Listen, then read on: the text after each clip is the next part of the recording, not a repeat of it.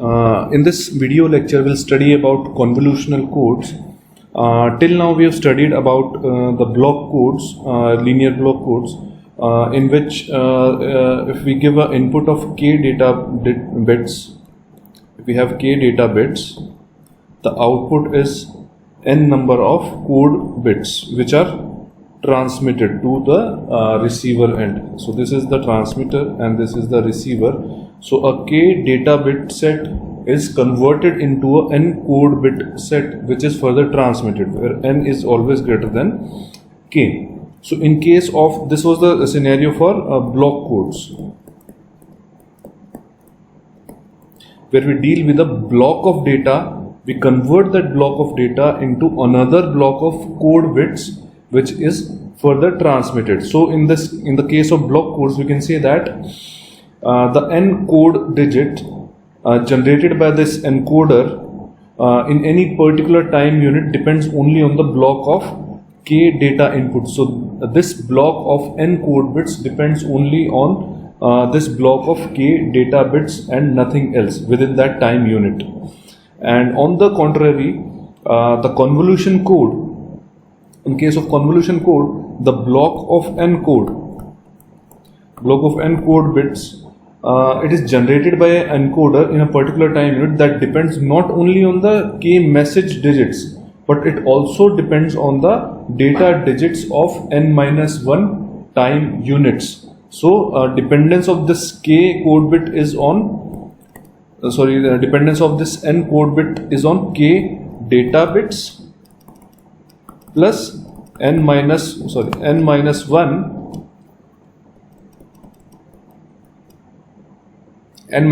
previous data bits. So this is the major difference between convolutional code and the block codes that we have studied till now. In the case of block codes, the n digit code bits depend only on the k data bit block, while in case of convolutional code, the n code bits depends on the k data bits as well as n-1 number of previous data bits. And this encoding process in case of convolutional code, it is simply implemented by the shift register. So the encoding process is simply implemented by the shift registers. And the convolutional codes hence are much easier to encode. You can say that the convolutional codes are much easier to encode. So the encoding process in case of convolutional code is much easier as compared to the block codes. Now let us next look at the encoding process of the convolutional code. We'll study about the convolutional encoder.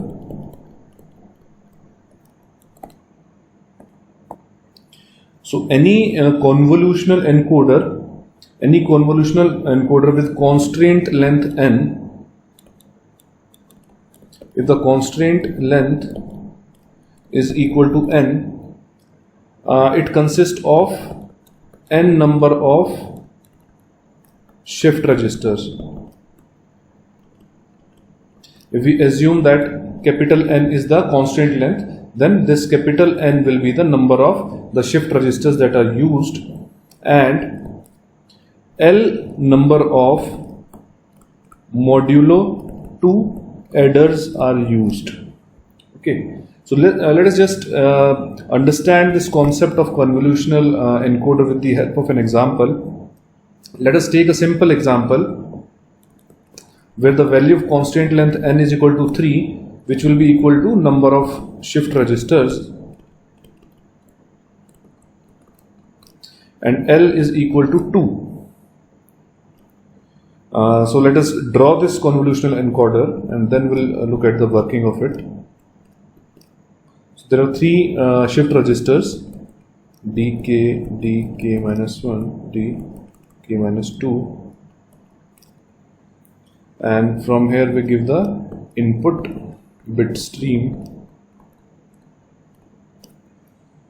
and we have two modulo 2 adders,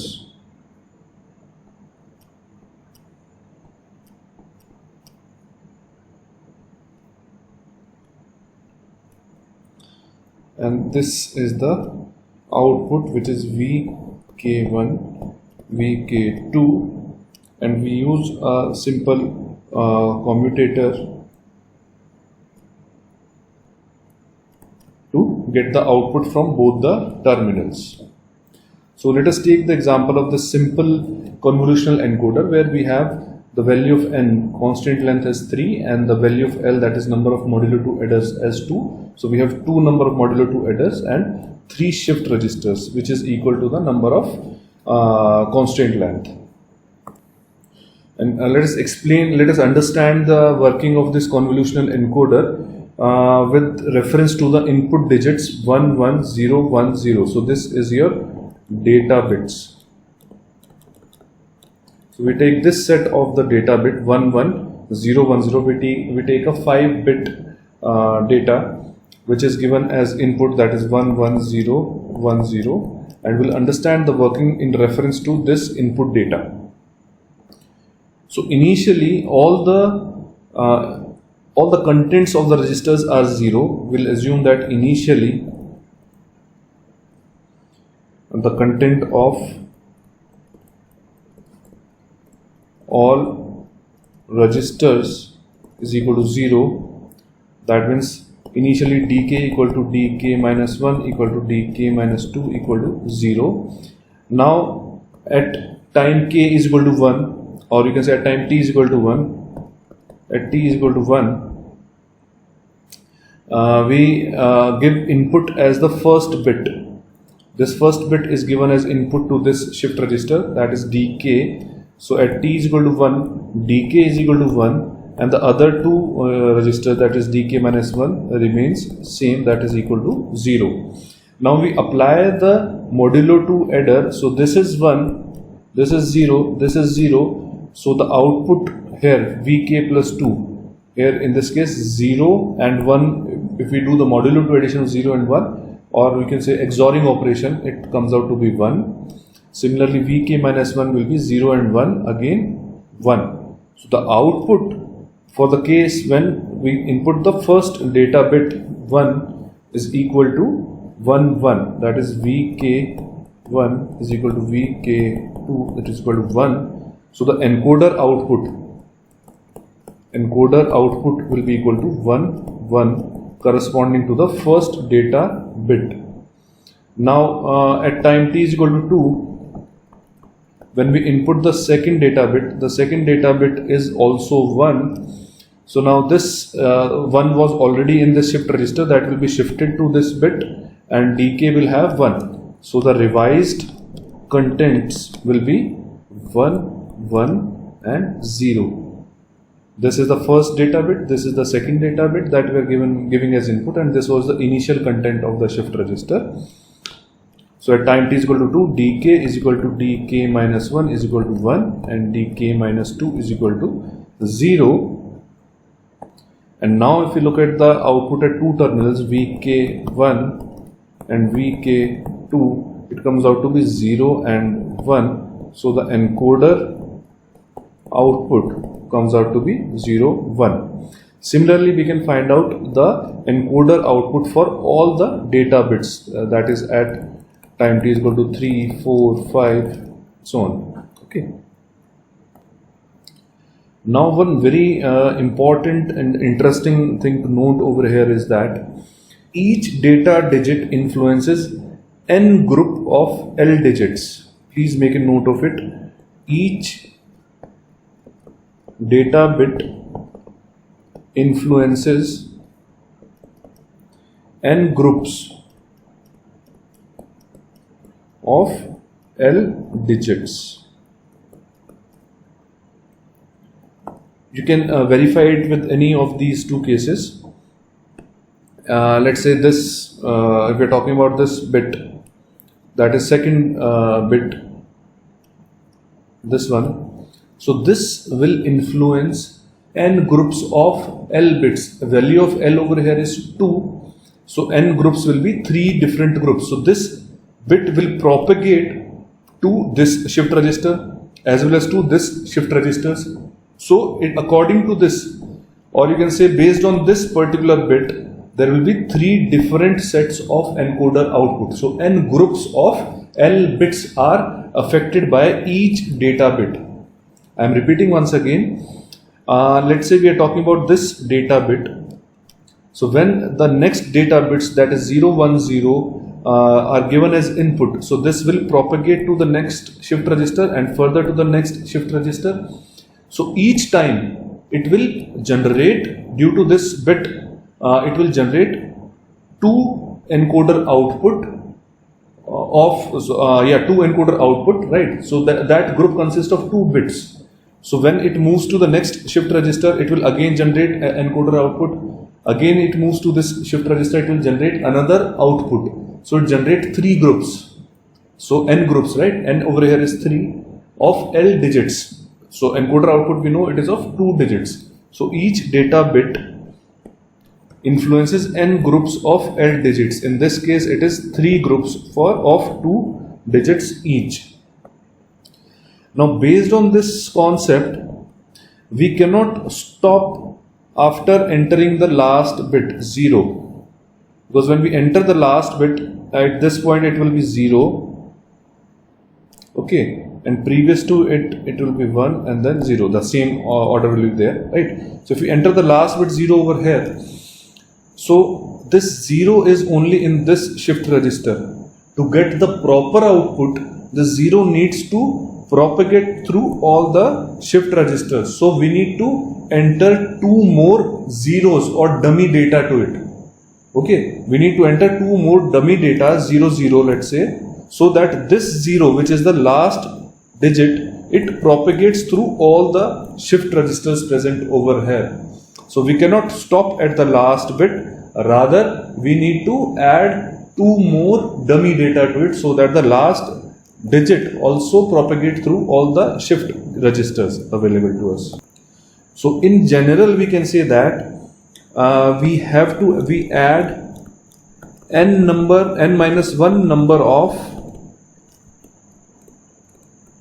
dummy zeros at the end of the data bits, so that all the data bits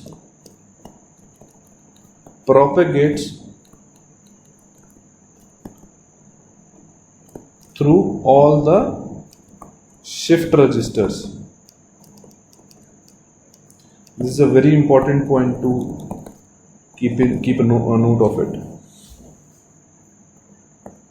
So hence, when we give the data bit input as 11010 as we did in this case, actually we have to give data input as 11010 and 2 dummy zeros at the end. So instead of this, we'll have to transmit this, or we'll have to give input as this to the convolutional encoder. Okay, and in accordance to this given set of data bits, if we find out the encoder output, you can verify the output comes out to be 11010100101100.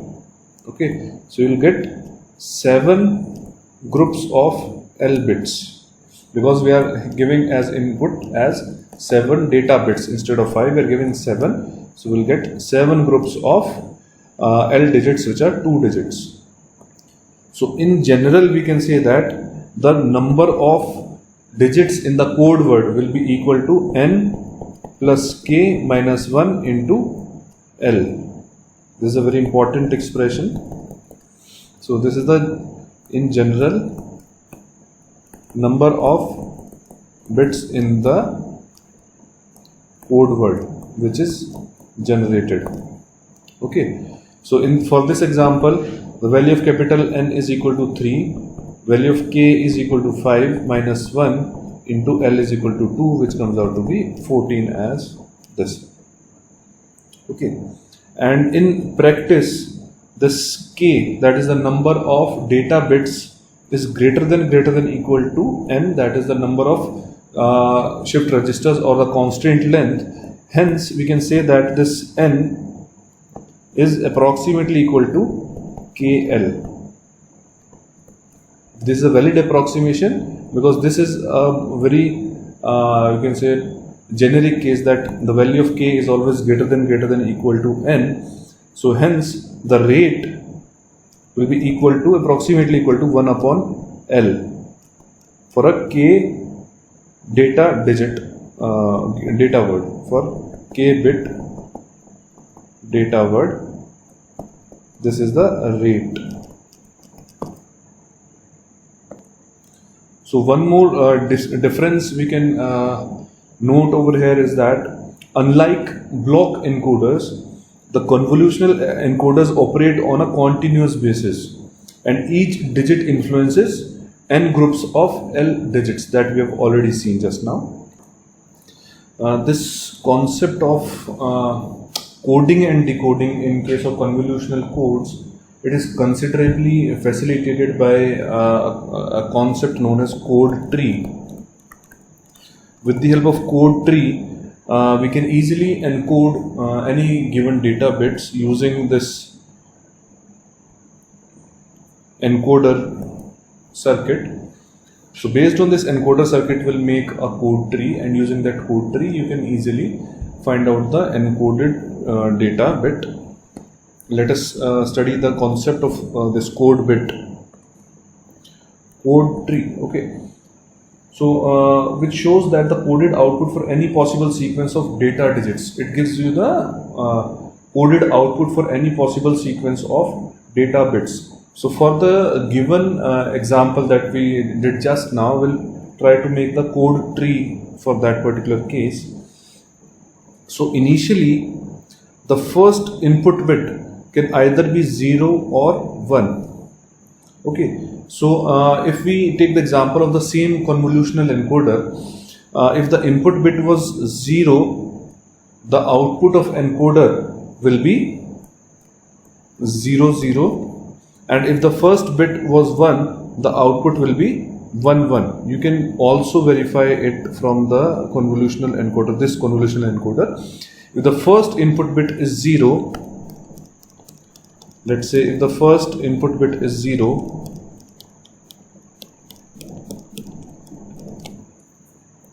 initially all the values were 0, and we enter the first input bit which is also 0. So the content of shift register will be 0 0 and 0. So the output of this encoder will be 0 0, right? And if the first bit is 1, this is 1 and rest 2 remains same, the output becomes 1 and 1. So for the 0 first input, the output is 0 0, and for 1 as the input digit, the output is 1 1. So we'll apply the same in the code tree. So if the first digit is 0, that corresponds to the upper branch, the output will be 0 0, and if the first input is 1, the output corresponds to the lower branch, that is 1 1. Okay, now comes the second digit. We'll keep the same convention for the second digit. For the same convolutional encoder, if the second digit is 0, we'll write the output in the upper branch, and if the second digit is 1, we'll write the output in the lower branch. So if you consult that convolutional encoder again, if the second bit is 0, the output will be again 0 0, and if the second bit is 1, the output will be again 1 1. Alright, and same goes over here. If the first bit was 1, and after this 1, if the second bit is 0, the output will be 1 0. You can verify it using the same convolutional encoder, and if the second input bit is 1, the output will be 0 1. Okay, and so on. We'll follow the same convention. Now we'll talk about the third bit. If the third bit is 0, the upper tree branch, we always denote it for 0, and the lower tree branch we denote it for input data 1. So if the third bit is now 0, first bit was 0, second bit was 0, and if the third bit is also 0, The output you can check it from the same convolutional encoder. It will be again 0 0, and for the case of 1 as the third bit, the output will be 1 1. And for this case, we'll check the output using the same convolutional encoder. For 0 and 1 as the third bit, the output comes to be 1 0 and 0 1. And similarly for 1 0, third bit is 0 or 1, the output comes out to be 1 1 and 0 0. And same for here, for 0 and 1 as input to the third bit, output will be 0 1 and 1 0. You can verify these outputs through the same convolutional diagram.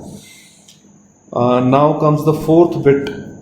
For the fourth bit, 0 and 1, the output will be again 0 0 1 1.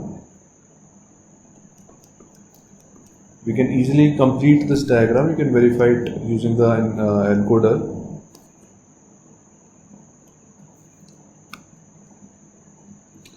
Please make it little spacious so that you can make it properly.